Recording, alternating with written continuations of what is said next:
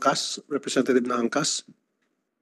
Yes, Your Honor, Mr. Okay. Senator. Alam niyo na yung kaso na inilapit sa akin, ano, yung isang rider ninyo, nag-attempt na i-rape yung kanyang pasahero at ninakawan pa.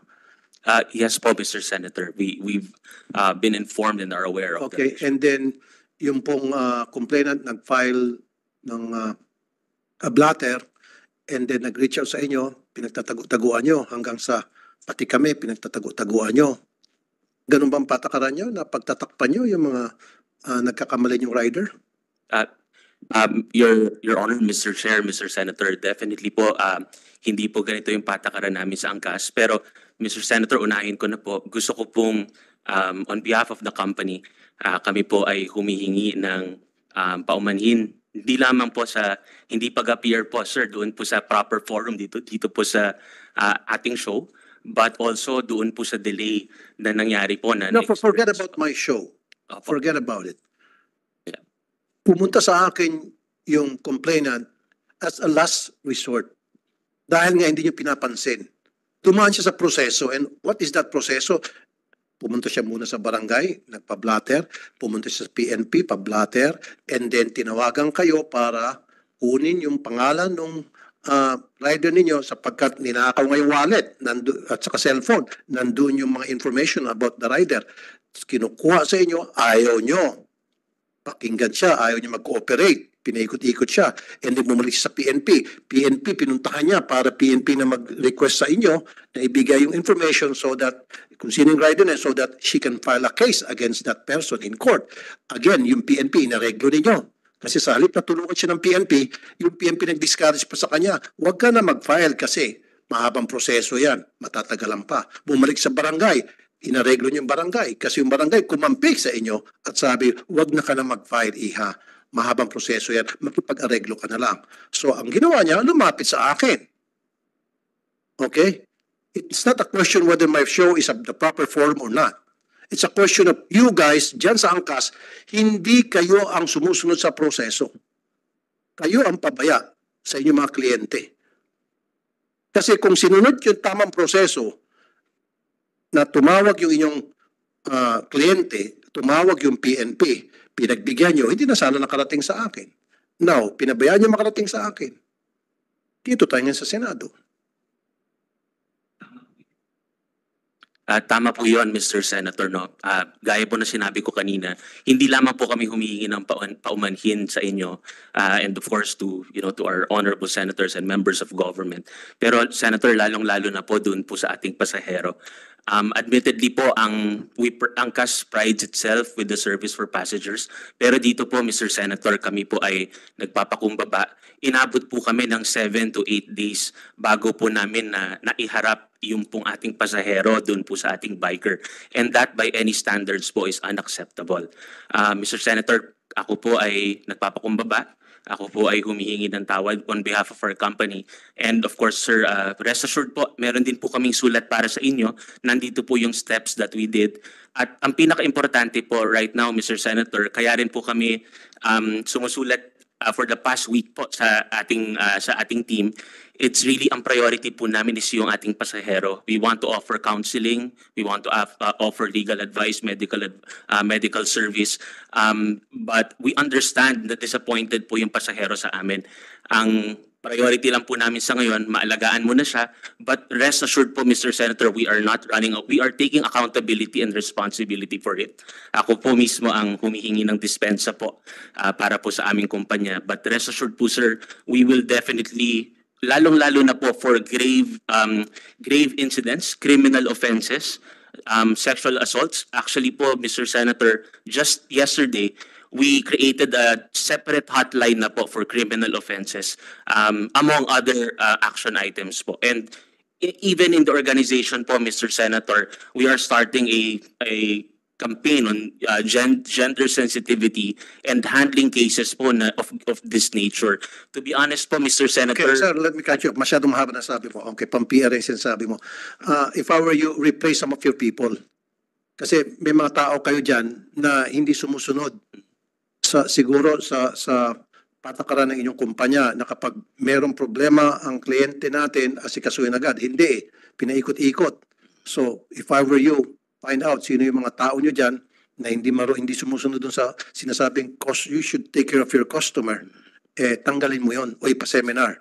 Now, my next question to you is, di ba, kasama sa patakaran ninyo na kapag yung isang tao ay nakainom, kasi Mr. Chair, inamin po nung complainant na nakainom siya. Pero kung pinagsabihan siya na bawal ang nakainom, hindi na siya magpipilit kasi meron naghatid sa kanya.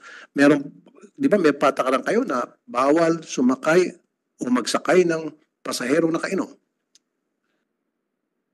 Mr. Chair, Your Honor, tama po yun. We have that policy po na hindi po dapat... Is that being followed?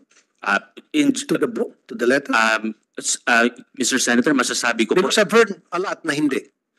Mr. Senator, I would say na generally po talagang nasusunod po ito. Generally, yes. But dahil po dito sa insidenteng nangyari, nakikita po natin na meron pa rin pong iilan na nakakalusot po. Okay. And definitely, sir, we will deal with these. To your point also, sir, yung pong accountability sa tao namin, makakaasa po kayo on that front. How often do you conduct drug testing sa inyong mga riders? Meron po kaming annual, Mr. Senator. So, kasama po dun sa annual refresher po dun sa kurso, meron po tayong motorcycle training and safety course. No, I'm not talking about training safety course. I'm talking about drug testing. Kasi Yes. para sa isang rider na rape niya ang kanyang pasahero at pagkatapos pagnanakawan pa, yan ay gawain ng isang taong wala sa katinuan. At sino yung mga taong wala sa katinuan? Most likely mga addict. So dapat meron kayong regular na check testing sa inyong mga riders. Hindi po annual. Kasi annual, alam ko na, Enero na ngayon, magda-drug test.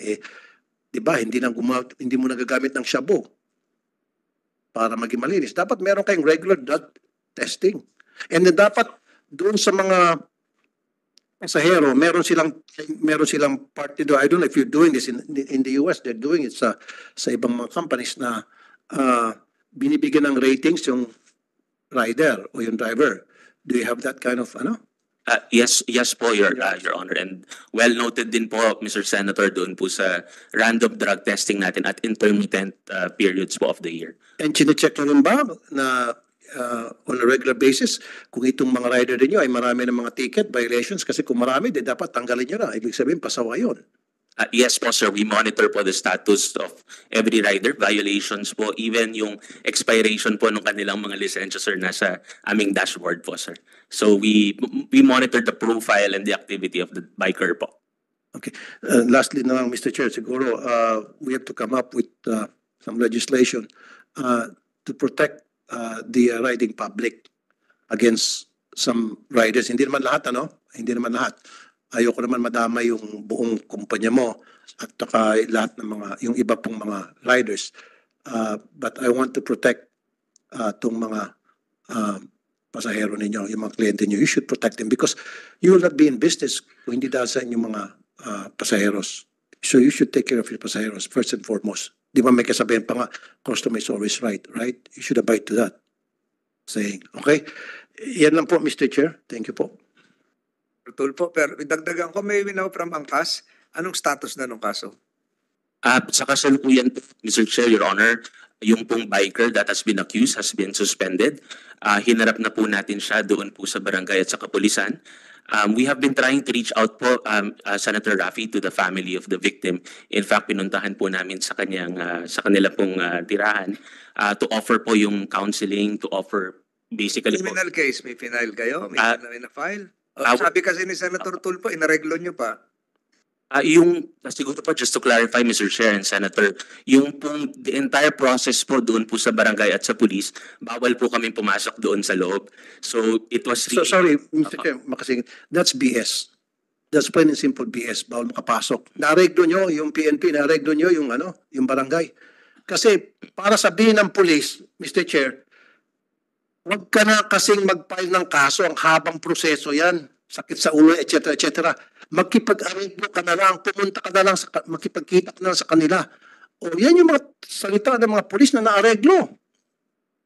Ganon din sa barangay. And then, hindi makikipag-arreglo sa inyo ang complainant because I made sure. Binigyan ko po ng pera, Mr. Chair. yung complainant para hindi siya makipag-areglo. Sabi ko, huwag ka makipag-areglo, bigyan natin ng leksyon itong nang walang hiya sa'yo, itong rider. I want him in jail. Okay? Salamat, Senator Tulfo. Can you confirm that na inareglo nyo, hindi nyo inareglo, pero sinuspende nyo lang yung rider? Opo, sir. We definitely suspended the rider, point number 1. Doon po sa pag-areglo, Mr. Senator, to be honest po, yun, wala po talaga, hindi po namin kilala yung mga miyembro po ng kapulisan sa presinto ngayon, neither po yung barangay, and neither were we there po during the proceedings po, Mr. Senator, no? Hindi ko po alam kung ano po yung dahilan ng ating oficiales, ng mga kapulisan at barangay for them to say na aregluhin mo na lang. Ang alam po namin, Mr. Senator, doon po yata sa dulo, ito po yung huling araw po na nakikipag-usap pa po sa amin yung pasahero. Meron po silang nilagdaang kasulatan na meron pong final step which is magkikita daw po sa opisina at doon po sila mag-uusap kung ano po yung mga nawala at magkano po yung danyos as a first step po among the other next steps. But Mr. Senator, hindi po, sabi ko nga po, it's not an excuse for what happened, and it's really the welfare of the passenger that's our priority at the moment. Mr. Chair, makasingit ulit. Go ahead, Senator. O sabi mo, magkikita sa isang office para doon sabihin kung ano yung mga nawala, papalitan. Alam mo ba sabi ng barangay? Kasi mahal yung pagpresyo sa mga gamit na nawala. Doon pa lamang malinaw na yung taga-barangay na mamamagitan, inaareglo na, paano niya masasabi na mahal yung hinihingi na perang kapalit ng cellphone na nawala? Kung magkano yung mga laman sa wallet, etc. At saka isa pa, anong pangalan niyo po ulit, sir? Mr. Senator, Jauro po. Jauro po. Mr. Jauro, bakit suspension lang? Nag-attempt namang rape to. Actually, kung hindi lang dumating yung dalawang mag-asawa na napadaan, Mr. Chair, kasi naibaba na nitong rider yung shorts itong victim, binaba na niya kanyang pantalon, papatungan na lang niya, at nung makita niya may dumaan, kumari pa siya ng takbo, pero bago tumakbo, kinuha muna yung mga wallet, cellphone, pera. So, suspension lang yan. Sana mabi. That should be sipak. Outright dismissal. Bakit suspension? Mr. Senator, yung pong suspension is subject po doon sa investigation na gagawin po ng ating kapulisan. So it's not, hindi po siya parang permanenteng, ito po yung action natin, but it's more of habang nag-iimbestiga po yung ating kapulisan, dahil hindi po kami yung mag-iimbestiga, it's really the police officers po. Pending po the findings, hindi po siya makakapasok sa aming app. Pero after po ng findings ng kapulisan at meron po talagang probable cause, we definitely remove them po from the app, sir. Pero dapat para naman mabawas-bawasan yung sama ng loob ng biktima, sipakin nyo. Anong suspension pa? Anong hintay-hintay nyo pa yung proseso? Puro kayo proseso. Na yung proseso naman palpak, kaya lumapit ka sa akin. Alam niya naman talaga nangyari yung muntik na ma-rape yung biktima. You know that kasi tinatago-taguan nyo siya eh. Kasi kung hindi nyo siya tinatago-taguan, then hinarap nyo siya, then you believe na hindi nangyari yun.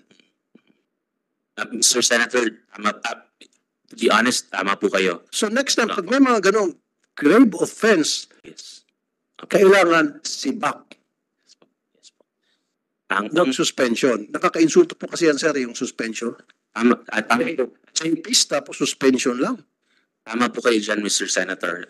To be honest, now, 2 linggo po matapos po yung insidente, ang initial po ang assessment po talaga namin is unang-una, masyadong nandoon sa level ng proseso na walang tumingin doon sa...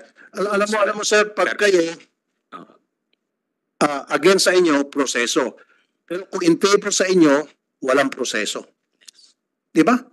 In favor sa inyo yung proseso kasi punta ng punta yung tao sa inyo, ayaw yung kausapin. Pero ngayon, yung inyong rider na loko-loko, kailangan dumaan sa proseso. Huwag mo nang suspindihin. Huwag mo nang sipakin, suspindihin lang muna. Hanggang sa kung anong resulta sa investigation ng PNP. parang hindi nyo pinaniniwalaan yung biktima. Mas pinaniniwalaan nyo yung suspect, yung inyong rider. Di ba? Nagas nyo? Pag in favor sa inyo, proseso. Pag against sa inyo, wala ng proseso. Di ba? Kailangan dumaan sa proseso pag pabor sa inyo. Pag hindi pabor sa inyo, hindi na kailangan. So, sir, sibakin nyo na po yung rider na yun. Buti nga, tinanong pala ni Mr. Chairman Tolentino. I want that na dismissed. We hear you, Mr. Senator, and we will definitely take action on And that. then I'll make sure na hindi na siya pwedeng magtrabaho sa anumang kumpanya dahil delikado siya. He's a danger to the society. Maghanap siya ng ibang trabaho, wag lang yun. Depende lang kung makasuhan siya at makulong kasi I'll make sure he'll pay for it for what he did to the victim. Thank you, Mr. Chair. Thank you very much, Mr. Thank you, Chair. Senator Thank you, Tulfo. Mr. Senator. Any reaction from LTO? Any motu proprio administrative sanction that can be done? Yes sir, pinapako ko na po yung pangalan ng driver para maka-action na rin po LTO. We will immediately